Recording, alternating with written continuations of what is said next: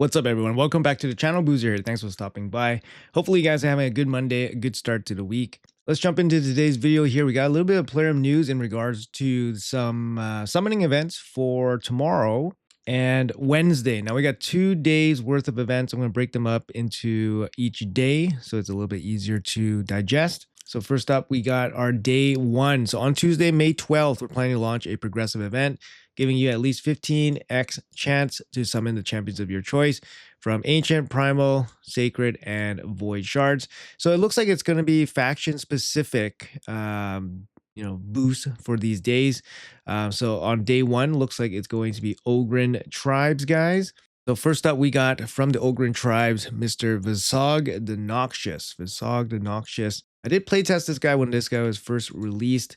Klaazag Noxious, he's a faction unity. He is the faction unity champion here. He's got an A1 AoE attack with a 50% chance of instantly activating poison and HP burns on each enemy. He's got an A2 here on a 3-turn cooldown, another AoE, 100% chance of allowing 2 poisons with a HP burn. Pretty decent value ability. And then he's got an A3 here on a 3-turn cooldown when fully booked, another AoE. Before attacking, places increased accuracy on all allies, then increase the duration of all enemy debuffs by 1 turn. Also decreases the duration of all ally debuffs by 1 turn. So that's a soft, very soft cleanse with the increased accuracy and then a duration increase. Now he does get some unity buffs here. So the first unity gets increased speed as well on all allies. That makes this ability really, really strong. Faction allies with 2 faction allies increases the duration of all enemy debuffs by 2 turns. So this is obviously to synergize with the poisons and HP burns that he places. Also decreases the duration of all ally debuffs by 2 turns instead. So the cleanse gets a little bit better. And then with 3 faction allies, heals all allies by 5% of their max HP. Heals them by additional 2% up to 50% for each enemy debuff that has its duration increased, and every ally debuff that has its duration decreased. So let's assume that he lands this ability with 3 debuffs for each enemy. Let's assume you're fighting 5 enemies. That's 15 debuffs. Let's assume you have 2 buffs with the increased speed and the increased accuracy on both on your entire team. So that's, let's say you got 5 on a team, so that's 10 buffs.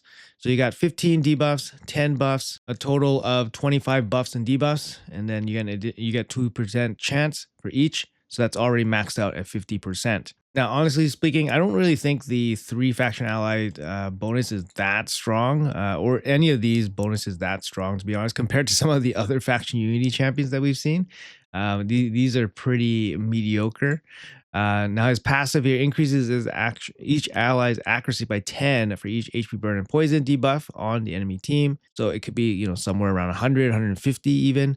If there are multiple, this doesn't apply. So 1 faction ally HP burn and poison debuffs placed by allies deal 30% more damage. This is really nice. This HP burn and poisons.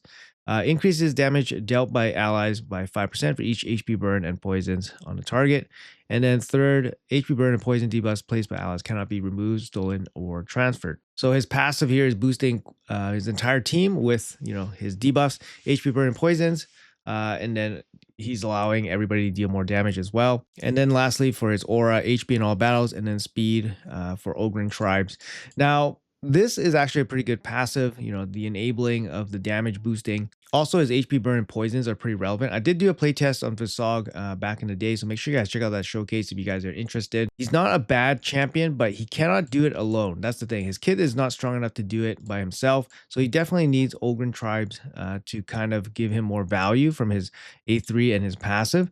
The problem is, generally Ogryn Tribes are just not that great. So trying to jam a couple of Ogryn Tribes together on a team to make them work by using subpar Ogryns, just not really ideal. But by himself, he's not a bad champ, but like I said, he does need some Ogryn support. Up next, we have Grugtha Darkseer. Now, I just did a showcase on this Grugtha, and I just did it for fun, kind of like, I was curious, because her kit is very simple, but seemingly pretty effective. We got an A1 AoE attack here, extra hit who on targets whose attack is less than or equal to this champion. She's an attack-based damage dealer, so you're going to build her with lots of attack, so usually she should have more attack. Her A2 on a 3-turn cooldown, another AoE before attacking equalizes the HP of all enemies. The HP levels of all enemies will be set to the average. Will ignore 30% of each target's defense if the average HP of the enemy is above 50%, or you get an extra hit if they're below 50%. Increase this champion's attack by 10% per each enemy killed by this skill. The A3, another AoE on a 3-turn cooldown. It's a double hit before attacking, increased crit damage and shatter on this champion. First hit decreases defense by 10%, stacks up to 30. Second hit destroys max HP by 10%, stacks up to 60. Gains the extra turn if he kills an enemy. Now, her kit, like I said, pretty simple, bunch of AoEs. She got some damage boosting, components in her abilities, which is great. And then her passive is actually pretty decent. Whenever this champion lands a crit, heals them 5% of their max HP. If this champion's HP is full, crit hits fill her turn meter by 5% instead. She also gains a shield if she is any surplus healing. The shield cannot exceed 30% of her max HP. Now, the healing is not super relevant. She doesn't have crazy HP or anything like that. She's a tax-based damage dealer. But the turn meter is actually really, really nice. And then she's going to be critting quite a lot, especially with this ability where she double hits and then she AoEs. The problem with her kit overall, I think, is that it doesn't go through some of the popular arena buffs that are really, really annoying, like block damage, unkillable, even stone skin, it doesn't really go through. So as a PvP champion, she doesn't really do that well. But as a PvE champion, she actually is okay. She actually is okay. She hits pretty hard. For her stats. The multipliers on all these abilities on her kit are actually pretty decent. You guys can check out the showcase if you guys are interested. Up next, we have Kroz, Wallbreaker. We have where is Kroz? Oh, here he is. I didn't pull him from the portal yet. Another attack-based damage dealer here. We got an A1 triple hit. Has a 50% chance of decreasing the detonation countdown all bomb debuffs on the target by 1 turn. Has a 50% chance of placing stun. He is a bomb champion, and the biggest knock against him is that he can't detonate the bombs right away. But yeah, we'll go over his kit here. On a 4-turn cooldown, he places 2 bombs on all enemies before they detonate after 2 turns. Fills the champion turn meter by 25% for each enemy with a bomb debuff. This is per enemy, not per bomb. So max is 100. In arena, max is 100%. In PvE, you can go over 100% turn meter. Good thing about this ability is that it's a touchless ability. So you don't have affinity issues. Bad thing about this ability, Mercurial exists. So bomb champions definitely are not doing too good right now in arena. If you guys weren't using Kroz before, you guys are probably not using Kroz now in the current arena meta. It's got an A3 here on a 3-turn cooldown, another AoE attack. This time it is a attack, so a 100% chance of decreasing detonation countdown of all bombs, 100% chance of placing block active skills. So the way this kind of works is that you place the bombs, hopefully you get enough turn meter, hopefully you get a turn, and then you come in with the A3. You detonate or you reduce detonation countdown, and then you block active skill them. Everything is great. Block active skill is really strong, but having all this stuff land perfectly is going to be tough. For PvE, actually, is that probably not too bad. PvE block actives are going to be pretty decent, like for faction wars and stuff like that. His passive here fills all allies turn meter by 5% each time a bomb debuff detonates. Has a 20% chance of activating an instant turn on this champion whenever an ally or enemy is killed by a bomb. For me, he's strictly a faction wars type champion. It's giving you, the ability to outgear enemy waves so that you can cycle back to his abilities really quickly. He does have ways to kind of work around his weaknesses, which is the detonation timer, like his A1, for example. And he does bring a little bit of CC, like his stun, and then his block actives can be quite useful. Good base speed and all that, but he's not an incredibly great champion. Up next, we have first Ax Tuskor. Now, I've heard some people say this guy hits pretty hard. I've never actually play tested this guy. But yeah, he's another attack-based damage dealer. He's got an A1 double hit. He's got a chance to get extra turn. He's got an A2 AoE on a 3-turn cooldown. The damage inflicted by the skill increases by 10% for each buff on this champion, so at least you can control that damage boost. Decrease the cooldown of this skill by 1 turn if this attack kills an enemy. If this attack kills 2 or more enemy, grants this champion extra turn. That's a pretty hard condition to apply. Usually you just kill 1 enemy, get an extra turn. This time you have to kill 2 enemies. And then the A3 here on a 3-turn cooldown. Single target double hit before attacking, increase attack, increase crit damage, ignore shields. Grants an extra turn if he kills an enemy. Passive, extra turns this champion gets increases their crit damage by 10% up to 50%. Each extra turn this champion gets also decreases the damage they receive by 5% up to 50%. attack in all battles. Now the damage reduction, not super relevant because, you know, this champion is squishy, you know, squishy attack based damage dealer. Extra turn mechanics. I mean, you get a little bit of a boost, crit damage boost. But yeah, I don't, you know, this guy doesn't have like built-in ignore defense, which is going to be the biggest damage boost and stuff like that. So the little bit of extra crit damage here, I mean, it's just not going to make relevant difference. Ignore shields only, also not very good, but again, can be useful for just a generic damage dealer for like faction wars and stuff like that. But for arena, definitely not somebody I would look towards for help. Up next lastly, actually, for the non-voids, we have Stokk the Broken. So Stokk the Broken, another fusion from the past. Again, I'll put a link to the showcase in the description right here. Decent base stats. He's a good champ. He's got speed in all battles here by 20%. It's got an A1 single target double hit. Each hit has a 50% chance of increasing the duration of all poison and HP burn. Now you compare this to like Visog's. Visog's has an AoE that increases the duration, so this one's not as good.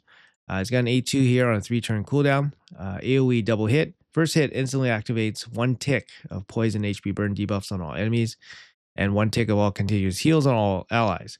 Second hit, 100% chance of destroying enemy max HP by 3% for each poison and HP burn debuff activated by them on this skill.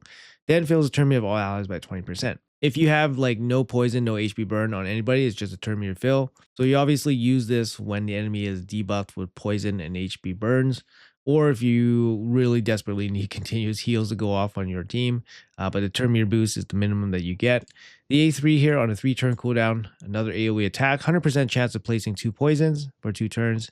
If any targets are under HP burn, he places 3 poisons and a weaken as well. Also places 2 continuous heals on all allies. Now, in its base form, 2 poisons and 2 continuous heals on all allies for 3 turns. It's not terrible value, but it's not amazing. If he has an HP burn, you get 3 poisons, a weaken, and 2 continuous heals. That's pretty good value. The problem is that his kit, he cannot land HP burn for himself. So that's the sucky part. His passive here, damage inflicted by poison HP burns will ignore block damage on unkillable. Kind of see this guy a little bit in arena, sneaks up sometimes, you know, just to bypass block damage on unkillable. Whenever this attack, whenever allies attack enemies, with destroyed max HP, increase the damage dealt by 10%. So just a little bit of damage boost. And you can destroy their max HP with this ability, or there's actually a relic that also destroys max HP a little bit. I forgot what the relic's called, but that's a good shout for this champion too, to take advantage of his passive for 10% damage. Now, Stokk the Broken, he's decent champ, but obviously he's going to be a perfect pair for Visog. Visog places poison and HP burns, and then it'll work perfectly with Stokk's poison, you know, bonuses here. Otherwise, from the Ogryn Tribes, there's not too many champions that places HP burn. I believe I use Skrank, I think, for HP burns. Yes, I use him for HP burns to help with the Stokk activation. But yeah, there's not too many that really help. I mean, Ignatius could be, this is legendary. I don't even have him. And yeah, not the easiest synergy to pull off. Now for the Void champions here, we have probably the best Ogryn Tribe champion, Klaazag Keyhulk. Amazing champion, tons of value in his kit. He's got an A1 single target, transfer all debuffs from this champion before the attack. This effect cannot be resisted by bosses, so just amazing. 100% chance of placing True Fear. This cannot be resisted by bosses. Amazing. 3-turn cooldown, AoE double hit. First hit, decreased defense. Second hit, weaken. Cannot be resisted by bosses.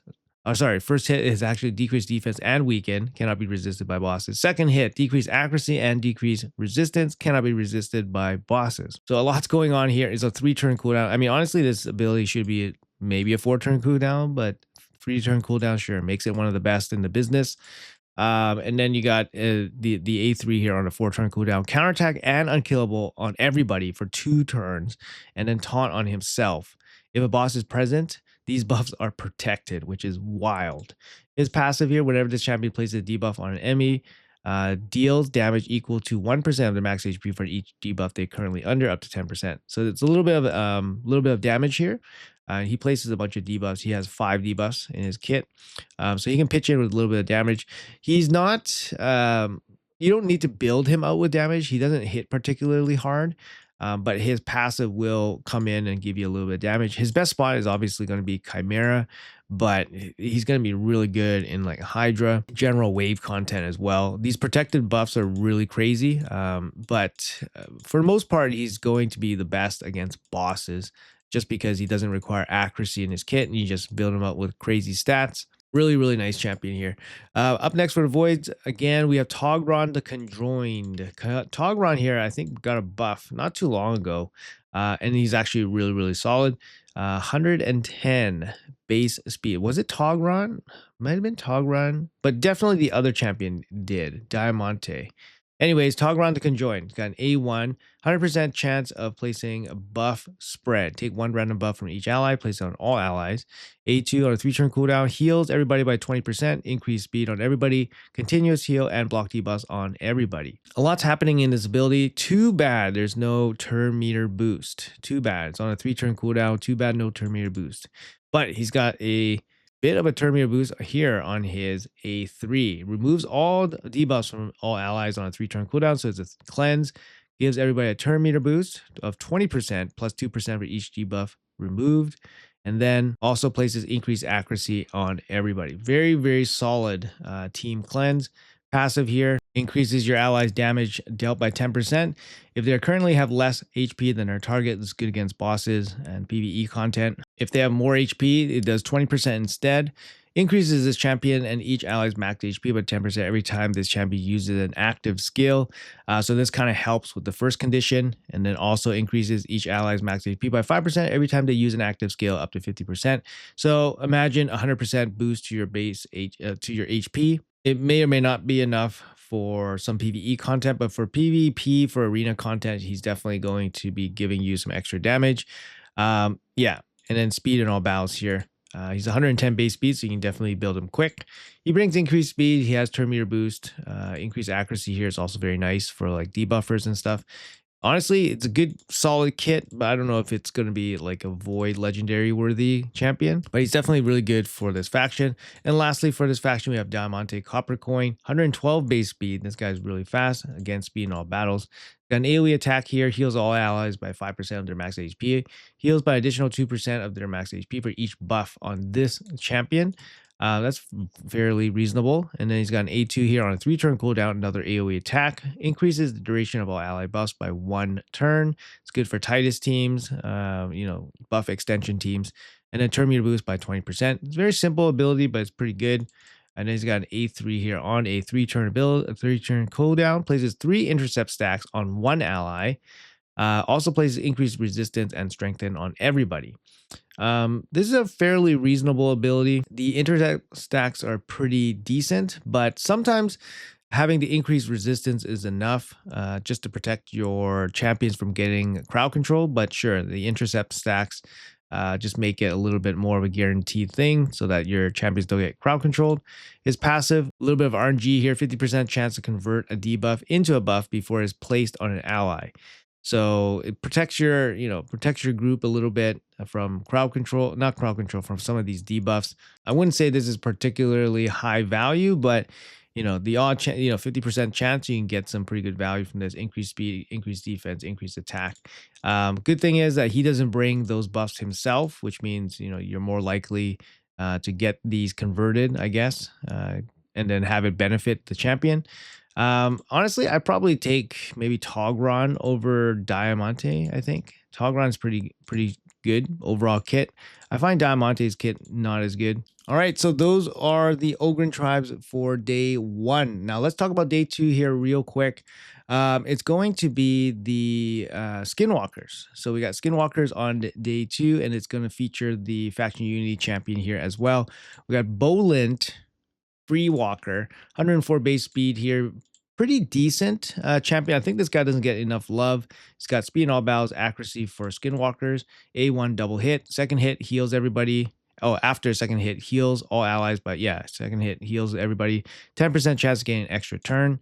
He's got an A2 here on a 3-turn cooldown, another single target hit, 100% chance of landing decreased defense.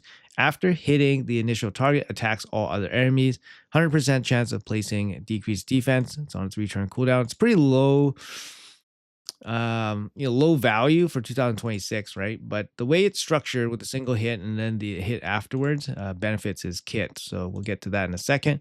It's got a 3-turn cooldown, A3 double hit, 100% chance to stun. Again, pretty low value in terms of what we're seeing nowadays on 3-turn AoE stuns. One ally faction unity boost before attacking has a 100% chance of removing all buffs. So now it becomes a strip and stun, which is way better if you have one ally. 2 allies fills his champion's turn meter by 15% for each stun placed. It's only on himself, unfortunately. 3 allies, this skill will ignore 50% of the target's resistance, which is helpful, especially when you need accuracy for that. His passive, when an ally uses a multi-hit skill, each subsequent hit after the first deals more damage. So that's kind of why like his kit is structured in this way. It's like 1 hit, second hit, and then 1 hit, second hit. So multi-hit abilities, you're going to deal more damage. One faction ally, whenever an ally hits an enemy, has a 10% chance of placing a stun. This is really annoying. So even if you have just one faction unity champion or faction ally champion, is very, very annoying. So he gets a strip, which is a big value boost on his A3 with just one ally, and then all allies, whenever they hit, they're going to have a 10% chance to stun. 2 allies, whenever an ally inflicts a crit hit, fails their turn meter by 5%. And then 3 allies will ignore 30% of defense against enemies under stun. Now, Skinwalkers, there's some pretty good champs in the overall faction, so it's not too hard to get some value from his kit. The stuns are actually really good at just crowd controlling everybody. So Golden, I think, doesn't get talked about a lot, but he's pretty decent, at least for crowd control, right? Up next we have Nishak, Nishak Vermin Lord, very, very good champion. He's like one of the few bomb champions that was used that wasn't like a mythical champion, I guess. But now, obviously, Mercurial makes him way worse. So let's check out this kid here. A1 triple hit has a 50% chance of placing a bomb. And then the bombs deal more damage against enemies with higher max HP. So really good against bosses and stuff like that. Got an A2 here on a 3-turn cooldown. It's an AoE attack, decrease attack with a bomb duration decrease. And an increase on poison debuffs. And then lastly, a 4-turn cooldown, AoE attack on the A3, AoE placing bombs lasting for 2 turns, then gets an extra turn. The bombs placed by this skill will do more damage against enemies with higher max HP, good against bosses. So the extra turn mechanic here is really good. That's what Kroz was missing. Because you go right into the detonation decrease, right? So you land the bombs and then you go right into the detonation decrease. I like that his A1 also places bombs, so you can pair him up with ally attackers. His passive here, whenever bombs are placed and detonates and is removed, you place 2 poisons. These are protected. So he gains value. He has value even if the bombs don't go off or don't land. Because he can place bombs with his A1 and he gets poisons from the bombs that were placed afterwards. So, this guy, in my opinion, he still has a lot of juice left, especially against some bosses. You can definitely use him for just general, boss damage with the poisons. Overall, solid champ. And then up next we have another old fusion champion. Where is he? There he is, the piggy. Mighty Ukko. Mighty Ukko was a fusion back in the day. He's got an A1 AoE decrease attack, solid. He's got an A2 double hit. Each hit has a chance to remove 2 random buffs from the target. He places block buffs and decreased accuracy if they have no buffs after the attack. Now, the way this works against Mercurial is that you have to hit them, obviously, and then once the Mercurials are gone, then you can place the debuffs. This wasn't working properly, and now they just recently fixed it, so it's good. Unfortunately, this is on a 4-turn cooldown. That's probably the biggest knock against his ability. Probably should be on a 3-turn. And then his AoE revives pretty decent. It's got a block damage when they come back, also increased speed. But when they come back, they got no turn meter boost, or turn meter to start. So yeah, placing block damage on them is pretty important. His passive, also one of the better things about his entire kit, is that he has a 50% chance of stealing your buffs, which is super, super annoying. speed in all battles as well. You can probably use him in arena, I would say, as like a strip champion, as a disruption. Also brings in the revive, which is decent, and then the AoEs, also just good for like mercurial stacks and all that. Up next, we have Sun Wukong. Sun Wukong here. Honestly, I've been using my Wukong a little bit less. I love my Sun Wukong. I think he's really good. I've been using a bit less in live arena, mainly because he has single target, like single hit abilities, which really sucks. And the mercurial stacks make it so that this A2 is way less reliable. A lot of times you just have to hold it, and really have to hold it way more often, just looking for the best spot.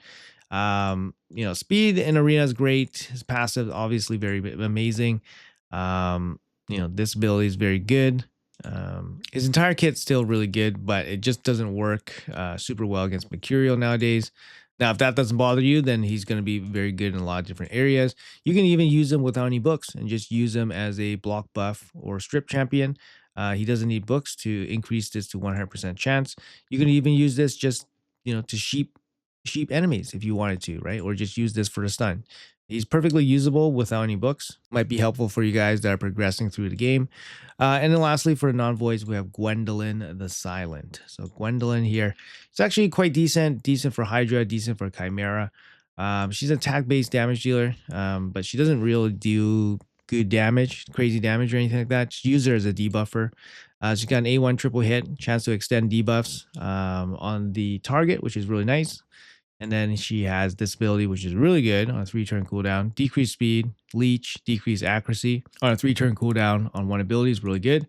And then on her A3, increase accuracy and then AoE attack. Not really crazy or anything like that. In the passive here, this champion's crit damage increased by 1% for every 10 points of accuracy they have. If you give her like 500 accuracy, she's going to get extra 50 crit damage. Honestly, it's not really worth it. She doesn't hit hard enough to, to require you to build her out to deal damage. The extra turn mechanic is okay. Gives her more chances to come back, to A1, for example, to increase duration of stuff. This can just, make runs way more consistent if you can increase duration of debuffs. Personally, I just use her for some Hydra rotations, but not really that much. Now we're going to talk about the Void champions here. Now we got Leorius the Proud. Leorius, honestly, probably power crept into the ground a little bit. He's got an A1 double hit, decreased defense. We got a double hit AoE here. I guess this kind of could be useful. This champion is immune to the hard CC stuff when this is not on cooldown. And then he has another AoE here that brings Weaken and True Fear. His passive, obviously still very decent. Unkillable buff when he receives a fatal hit. And his damage increase for each HP point he is missing. Yeah, I just don't. First of all, he has problems like hitting. He doesn't hit hard enough unless his HP is really low. So it's already balanced around him being very low. He already has low base attack also. But he doesn't ignore defense. He doesn't ignore shields or anything like that. So generally, he doesn't hit hard enough to kill stuff. But it's kind of nice that he has a bunch of AoEs in his kit. So maybe he could be more useful than it appears. But yeah, that's Leorius. And then up next, we have Tamisia. Tamisia, Firefox. I mean, most people just say she's, Marius food. She's the champions that you use to empower Marius. But she's quite decent on her own. She doesn't hit super hard or anything like that, even though she's an attack-based damage dealer. But she does have this really nice ability here on a 3-turn cooldown. It's an AoE HP burn with a stun. A1 decreased defense also, and then a big smack, single target though, on the A3. Now this ability is probably the best part about her entire kit. For some reason, she goes through Poison Cloud on the Hydra also, so you can use this ability in Hydra. And if you have her in the right gear, she can solo some spider dungeon stages as well. I have one copy of her, and I didn't feed her off to Marius yet. So lastly, we have Coronar here. Coronar, huge base HP here. Now he's got a bunch of AoE attacks, but he doesn't hit particularly hard. He's got an AoE A1, 50% chance of decreasing each target's turn rate by 10%. He does have some bonuses here with Manaya, giving him a little bit more value on his abilities. He's got an A2 here, a 3-turn cooldown, AoE Provoke, so you can use this on Hydra. Also places block debuffs and increased defense on this champion. If Manaya is on the same team, the provoke placed by this champion cannot be resisted, which is really nice. You get a little bit of a help there. If Manaya is on the same team, also removes all debuffs from all allies, then places block debuffs and increased defense on all allies. So this bonus here with Manaya is actually quite strong, because it's a 3-turn AoE provoke, and it's a cleanse, and it's a block debuff, increased defense. So this ability gains quite a bit from having Manaya. Is a 3 on a 3-turn cooldown. Another AoE attack, and decrease defense. If Manaya is on the same team, these debuffs cannot be resisted. Yeah, so Manaya does give him quite a bit of value. His passive here counterattacks when hit by enemies under decreased attack, decreased defense, or decreased speed. One of these, not all of these. Always counterattacks when Manaya is on the same team. Second passive places increased defense on all allies for 2 turns if this champion kills an enemy. Resistance in all battles. He's actually a pretty good control champion. The turn meter reduction, the provokes, just super annoying, cleansing and stuff, decrease defense, decrease attack. Just being super annoying, especially with all the constant counterattacks. I don't have him. I didn't really play test him, but we run into him all the time in waves, and he's super annoying if you're not ready for it. But it's not really going to be a champion that would really go out of my way to acquire. Anyways, guys, that's going to be it. You guys are all caught up on the next 2 days of poll events. As I always say, these poll events, they're very, very difficult to get the champion of your choice. There's over 230 non-void legendaries in this game. So even though you have an extra 15, X of that one specific champion you want, it's a very low chance. We're talking under 7% chance. For the voids, you have a little bit of a better chance, but it's still not that great, probably around 15%. So usually I would always recommend to hold on to your resources and save them for better opportunities in the future. Anyways, guys, that's going to be it for the video. Thank you guys so much for watching until the end. Have a great rest of your day. Hopefully it's a good one, and I'll see you guys in the next video.